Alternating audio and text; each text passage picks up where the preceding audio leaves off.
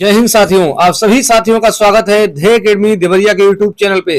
दोस्तों, जिन छात्रों का एसएससी जीडी के अंदर रिजल्ट हो चुका है, यानी कि जो छात्र फिजिकल के लिए क्वालिफाई हैं, उनके मन में एक डाउट आ रहा है कि सर कौन कौन से डॉक्यूमेंट हम परीक्षा के टाइम, फिजिकल टेस्ट के टाइम लेकर जाएं। तो आज की ये वीडियो उसी पे होने वाली है कि आपको फिजिकल के समय कौन कौन से डॉक्यूमेंट लेकर जाने होंगे, क्योंकि अगर आपने एक भी गलती किया दोस्त, तो निश्चित रूप से ये जो आपका इतना गोल्डन चांस है, एक तो बहुत ही हाई कट ऑफ, और इसके बावजूद आपने मेहनत करके रिजल्ट निकाला और किसी एक डॉक्यूमेंट की वजह से अगर आप बाहर हो गए, तो दोस्त इससे बड़े दुर्भाग्य की बात नहीं होगी। इसलिए आप इस वीडियो को शुरू से लेकर लास्ट तक जरूर देखें, आपके सारे डाउट्स क्लियर हो जाएंगे कि आपको कौन कौन से डॉक्यूमेंट्स की आवश्यकता है फिजिकल के समय, कौन कौन से डॉक्यूमेंट्स की आवश्यकता है मेडिकल के समय।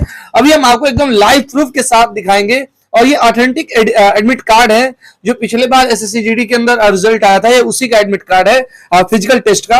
और इसमें ऑथेंटिक चीजें दी गई है, पूरी तरीके से इस चीजों को अगर आप देख लेते हैं तो आपको पूरा विश्वास हो जाएगा कि भाई हाँ, यही चीजें हमको एग्जाम के अंदर फिजिकल टेस्ट के लिए जरूरी हुए। ठीक है, तो चलिए आज के इस वीडियो को स्टार्ट करते हैं दोस्त। और साथ ही साथ वीडियो को स्टार्ट करने से पहले एक छोटा सा रिक्वेस्ट आप सभी से रहेगा कि अगर ये वीडियो पसंद आती है तो बहुत ही मेहनत से दोस्त आप लोगों की वीडियो बनाई जाती है, आप वीडियो को देखते हैं लेकिन ना तो लाइक करते हैं, ना ही सब्सक्राइब करते हैं और ना ही शेयर करते हैं। तो सबसे पहला काम कि आप बेल आइकन दबा के सब्सक्राइब जरूर करिएगा, सब्सक्राइब करना बिल्कुल नहीं भूलेंगे और वीडियो को लाइक करना कतई नहीं भूलेंगे। तो चलिए स्टार्ट करते हैं आज की इस वीडियो की। देखिए दोस्त, सबसे पहले बात करें तो ये एडमिट कार्ड जो हमने ओपन किया है, ये 2022 का एडमिट कार्ड है एसएससी जीडी परीक्षा का। आपने स्पष्ट रूप से यहाँ पे देखा भी है ना, स्पष्ट रूप से ये दिखाई दे रहा है। और इसमें हम बताएंगे कि देखिए यहाँ पे लिखा भी है कि शारीरिक मापदंड एवं शारीरिक दक्षता परीक्षा प्रवेश पत्र अभ्यर्थी की प्रति, यानी पीएचडी पीएचडी का जो एडमिट कार्ड ओरिजिनल होता है, ये इस बार का नहीं है, ये वर्ष 2022 का है। जब 2022 के अंदर जीडी की वैकेंसी आई थी, ये उस समय का एडमिट कार्ड है। और यह हमने आपके सामने इसलिए लेकर आया हूं ताकि आपको बहुत सारे बच्चे कहते हैं फेक है, ये इधर है उधर है, तो ये ऐसी बातें नहीं है। इसमें सारी की सारी चीजें वो चीजें बताई गई हैं जो आपको एग्जाम के टाइम, फिजिकल टेस्ट के टाइम पे लेकर जाना है। तो ये ओरिजिनल आपका एडमिट कार्ड है फिजिकल टेस्ट का। और आगे हम लेकर चलते हैं, और यहाँ पे देखिए दोस्त, तो लिखा है अभ्यर्थियों के लिए शारीरिक मापदंड या शारीरिक क्षमता परीक्षा हेतु महत्वपूर्ण निर्देश। तो इन निर्देशों को हम बड़े ध्यान से, बड़े बारीकी से पढ़ेंगे और हम आपको बताएंगे कि कौन कौन से डॉक्यूमेंट्स आपको आवश्यक है। तो सबसे पहले दोस्त यहाँ पे देखिए क्या लिखा है, शारीरिक मापदंड शारीरिक क्षमता परीक्षा हेतु आपका दाखिला अस्थायी है। यानी कि यह जो एडमिट कार्ड है, इसका मतलब आप ये मत समझ लीजिएगा कि ज्वाइनिंग हो गई, ये केवल और केवल फिजिकल टेस्ट के लिए दिया गया है। फिजिकल टेस्ट के बाद नेक्स्ट स्टेज आपका मेडिकल का होगा, फिर डॉक्यूमेंट वेरिफिकेशन और तब जाके ज्वाइनिंग होती है। ठीक है, तो यहाँ पे इसलिए इसमें लिखा है कि दाखिला अस्थायी है। आगे लिखा है परीक्षा विज्ञप्ति में प्रकाशित अभ्यर्थियों के लिए जारी महत्वपूर्ण निर्देश के अनुसार शारीरिक मापदंड शारीरिक क्षमता परीक्षा में हाइट और चेस्ट में छूट हेतु पात्र उम्मीदवारों को परीक्षा के समय अपने दावे के संबंध में छूट संबंधित दस्तावेज जांच ले हेतु लाना अनिवार्य है। यह बहुत ही महत्वपूर्ण बात है दोस्त। इसमें इसने जो बताया है कि परीक्षा विज्ञप्ति में प्रकाशित, यानी कि जब आपका नोटिफिकेशन आया था उस समय जो क्या नाम है, विज्ञापन जारी होते हैं, और उस नोटिफिकेशन में जो चीजें बताई गई थी कि भाई अगर आपको शारीरिक मापदंड या शारीरिक क्षमता परीक्षा में हाइट और चेस्ट में छूट चाहिए तो आपको ये कागज की आवश्यकता है, तो वो कागज आपके पास होने चाहिए, वो सारे डॉक्यूमेंट्स आपके होने चाहिए। तो यानी कि जिन भी बच्चों ने हाइट के अंदर छूट लिया है, यानी कि शारीरिक मापदंड में छूट लिया है हाइट और चेस्ट में, उन सबको डॉक्यूमेंट लेकर जाना होगा, एक्स्ट्रा डॉक्यूमेंट। अब आप सोच रहे होंगे कि क्या सर हाइट छूट के लिए या फिर चेस्ट में छूट के लिए कोई स्पेशल डॉक्यूमेंट बनता है? नहीं, बिल्कुल नहीं। भारत के अंदर कुछ ऐसे इलाके हैं, कुछ ऐसे एरिया हैं, जैसे आप नॉर्थ ईस्ट के स्टेट में चले जाएंगे तो जैसे आपका नागालैंड हो गया, त्रिपुरा हो गया, मिजोरम हो गया, मेघालय हो गया, असम हो गया, तो वहां पे बहुत सारे एरिया ऐसे हैं जहां पे हाइट जो है वो कम मांगी जाती है, यानी हाइट में छूट है। इसके अलावा बहुत सारे ऐसे नक्सल इलाके हैं जहां पे हाइट में छूट दी जाती है और चेस्ट में भी छूट दी जाती है। तो ऐसे स्टेट से अगर आप बिलोंग करते हैं, आपने ऐसे स्टेट से अगर फॉर्म भरा है, तो आपको जरूरत है हाइट और चेस्ट में छूट की। और उसके लिए आपके पास क्या होने जरूरी है? उसके लिए आपके पास वहां के डोमिसाइल सर्टिफिकेट होना अत्यंत आवश्यक है। यानी कि आपके पास निवास अगर रहेगा वहां का, तभी जाकर के आपको कंसिडर किया जाएगा कि भाई हाँ, आप हाइट या चेस्ट के छूट के योग्य हैं। अगर ऐसी बात नहीं है, अगर इन चीजों को आप नहीं लेकर जाते हैं और उन स्टेट से अगर आप बिलोंग करते हैं तो निश्चित रूप से आपको वहां से डिस्क्वालीफाई कर लिया जाएगा।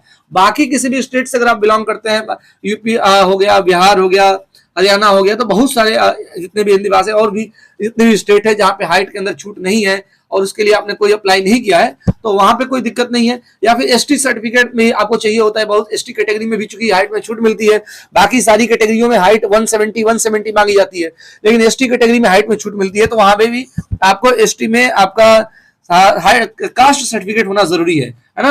एसटी में अगर आप बिलोंग करते हैं और आपने एसटी से अप्लाई किया है, एसटी कैटेगरी के स्टूडेंट हैं, तो आपके पास कास्ट सर्टिफिकेट होना बहुत जरूरी है। कास्ट सर्टिफिकेट के साथ साथ डोमिसाइल तो होना ही चाहिए, ठीक है। तो जो बच्चे एसटी से बिलोंग करते हैं वो कास्ट सर्टिफिकेट और डोमिसाइल, यानी कास्ट का मतलब हो सकता है जाति प्रमाण पत्र और डोमिसाइल माने निवास प्रमाण पत्र, दोनों लेकर जाएंगे। बाकी जो अदर स्टेट से ये बिलोंग कर रहे हैं, त्रिपुरा, मेघालय, मिजोरम, जैसा कि हमने बताया, असम, इन सारी चीजों से, नागालैंड से अगर आप बिलोंग करते हैं तो आपके पास डोमिसाइल होना अत्यंत आवश्यक है। अगर आपके पास निवास है तो निश्चित रूप से आपको कोई भी डिस्क्वालीफाई नहीं किया जाएगा, आपको चयनित किया जाएगा। तो इसलिए इस बात को हमने बड़े बारीकी से समझाया।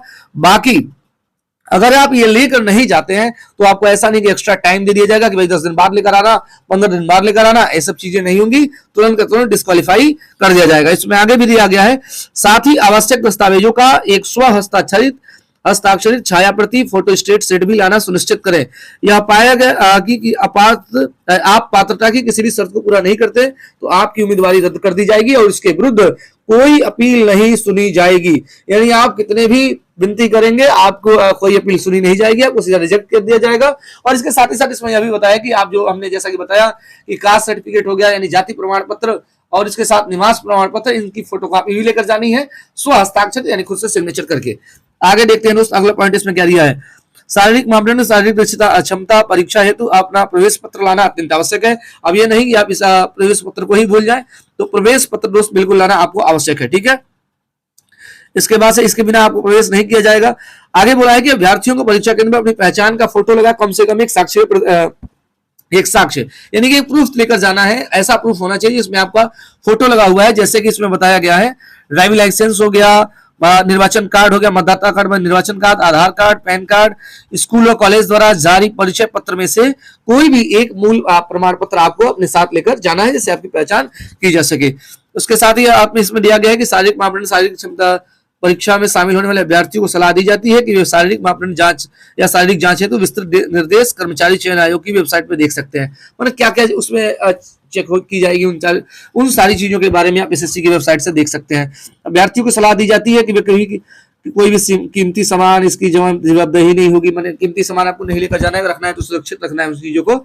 आगे लिखा गया है कि शारीरिक मापदंड या शारीरिक क्षमता परीक्षा के दौरान अभ्यर्थियों के बाएं हाथ के अंगूठे का छाप लिया जाएगा अतः अभ्यर्थियों को निर्देशित दिया जाता है कि वे अपना बायां अंगूठा साफ सुथरा रखें, ठीक है। तो आपको जब फिजिकल टेस्ट के लिए जाएंगे तो आपके बाएं हाथ के अंगूठे का छाप यानी कि फिंगरप्रिंट लिया जाएगा। एक बात इसमें ध्यान रखेंगे, ठीक है, साफ सुथरा रखने के लिए उसको बोल रहा है। शारीरिक मापदंड या शारीरिक क्षमता परीक्षा में होने वाले उम्मीदवार स्वयं के खर्चे पर अपना परीक्षा स्थल आएंगे, यानी बोर्ड की तरफ से ऐसा नहीं कोई आपको स्पेशली सुविधा मिलने वाला है, ट्रेवलिंग टिकट्स वगैरह ये सब कुछ नहीं मिलेगा। आगे इसमें सलाह दी जाती है कि वे अपना स्पोर्ट्स किट लाना सुनिश्चित करें, यानी दौड़ने के लिए जब भी जाना है तो खाली पैर नहीं दौड़ना है, आपको जूता उता लेकर के बढ़िया से जाना है ताकि कोई समस्या ना हो। महिला अभ्यर्थी जो जांच के दौरान गर्भवती पाई जाती है तो को अस्थायी अयोग्य घोषित किया जाएगा और इसकी नियुक्ति जब तक कि गर्भावस्था समाप्त न हो जाए स्थगित किया जाएगा। यानी कि जो प्रेग्नेंट महिला है उनको छूट इसमें दी जाएगी, भाई आगे तक के आपको 6 महीना जितने भी दिनों के छूट की बात है उसमें मिल सकता है। भूतपूर्व सैनिक जो कि कंप्यूटर आधारित परीक्षा में सफल पाए जाएंगे शारीरिक मापदंड या शारीरिक क्षमता स्टेज में ऊंचाई, छाती व वजन के लिए उपस्थित होंगे। इन भूतपूर्व सैनिकों की दक्षता परीक्षा नहीं होगी, यानी कि इनको फिजिकल टेस्ट नहीं देना है ना, और इन्हें गहन चिकित्सा परीक्षा में अर्हता प्राप्त करनी होगी, यानी मेडिकल होगा इनका, और बाकी इनके केवल चेस्ट और हाइट का नाप लिया जाएगा, इनको फिजिकल नहीं देना है, ठीक है। यह अभ्यर्थी प्रति है, इसको संभाल कर रखें जब तक कि अंतिम परिणाम न आ जाए, यानी कि जब भी आपका एडमिट कार्ड निकले तो उसको एकदम सुरक्षित लास्ट तक रखना है, ऐसा नहीं कि बीच में ही फेंक दिया आपने। तो ये बहुत ही महत्वपूर्ण इन्फॉर्मेशन दोस्तों हमने आपके साथ शेयर किया। मैं आशा करता हूं आप इस पूरी इन्फॉर्मेशन को बड़े ध्यान से देखे होंगे, और अगर ध्यान से देखे हैं तो इस बात को जरूर गौर करिएगा। आगे भी हम बता दे रहे हैं आपको और कौन चीजें चाहिए इसके अलावा। तो इसके अलावा देखिए दोस्तों इसमें लिखा नहीं है कि 4 फोटोग्राफ चाहिए, लेकिन 4 फोटो आपको लेकर जाना होता है, है ना। आप किसी फिजिकल के अंदर जाएंगे तो उसमें कम से कम 4 फोटो की रिक्वायरमेंट्स होती है, तो 4 फोटो, एडमिट कार्ड, उसके बाद से क्या हमने बताया, एक प्रूफ वाला सर्टिफिकेट जिसमें आपका फोटो लगा हो, वो चाहे किसी प्रकार का आइडेंटिफिकेशन सर्टिफिकेट है, जैसे आपका आधार कार्ड हो गया हमने बताया, उसके बाद से पैन कार्ड हो गया, ड्राइविंग लाइसेंस हो गया, इस तरीके का कोई एक चीज हो। और उसके बाद से अगर आप एसटी से बिलोंग करते हैं, एसटी कैटेगरी से, तो एसटी कैटेगरी का कास्ट सर्टिफिकेट होना चाहिए। इसके अलावा अगर हमने कहा कि आप असम, मेघालय, नागालैंड, मिजोरम इधर से बिलोंग करते हैं, तो आपको वहां का डोमिसाइल सर्टिफिकेट होना चाहिए। तो ये सारी चीजें अगर आपके पास है तो निश्चित रूप से आप फिजिकल के अंदर क्वालिफाई हो सकते हैं। बाकी रनिंग की जो तैयारी है और बहुत जोर शोर से आप लोग करें, क्योंकि बहुत ज्यादा टाइम नहीं मिलने वाला है। अभी आपने जैसा ही देखा रिजल्ट आया है, और रिजल्ट आने के मैक्सिमम 20 से 25 दिन बाद, अभी चूंकि जुलाई का महीना है, बारिश का मौसम है, इस वजह से इस महीने में तो नहीं, लेकिन अगले महीने में 110% 10 अगस्त के उसके बाद से ही रनिंग की प्रक्रिया शुरू होगी। तो इसके लिए अभी आपके पास टाइम है, 15-20 दिन, 1 महीना जितना भी है, उसमें पूरी जान लगाकर तैयारी करनी है। मैं अगली वीडियो में आपको बताऊंगा कि किस तरीके से दौड़ना है। अगर दौड़ने में कोई समस्या हो रही होगी तो उसके बारे में हम दोस्त अगली वीडियो में बात करेंगे। आज के इस वीडियो में यही तक रखते हैं। बाकी अगर ये वीडियो पसंद आई हो तो दोस्त बिल्कुल चैनल को सब्सक्राइब कर देंगे और ज्यादा से ज्यादा दोस्तों के बीच शेयर कर देंगे, क्योंकि बहुत मेहनत लगता है दोस्त, आप सभी के लिए हम वीडियो लेकर आते हैं और वीडियो को आप देख कर दोस्त ऐसे ही चले जाते हैं, तो ऐसे काम नहीं चलेगा। आप सब्सक्राइब जरूर करेंगे और ज्यादा से ज्यादा दोस्तों के बीच शेयर करेंगे। जय हिंद, जय भारत।